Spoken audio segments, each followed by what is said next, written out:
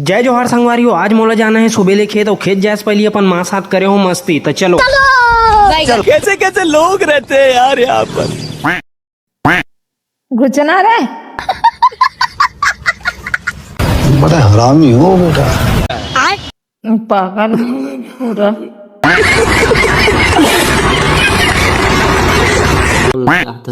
हट ना काम्बू तक बेर अब मैं हम माँ साथ मस्ती करे के बाद अपन बसंतिल धर के निकल जाता हूँ खेत तरफ। खेत जात जात मोला दिख गए गौहा डोमिल और वही गौहा डोमिल भूंज के खा दिया। खेत पहुंचे के बाद मैं यहाँ देखे हूँ हमार सरसों एकदम टनाटन है। ये तीस निकल के गब्बर है। अब मोर डैड और मैं ट्रैक्टर में बना था कुंदरा। क्या बात है सर। अब ये बन के संगवारी हो पेरा सकले के जुगाड़ था। हमार जुगाड़ आप मन ला कैसे लगी से कमेंट में जरूर बताओ। तब तक के लिए बाय बाय। ठीक है।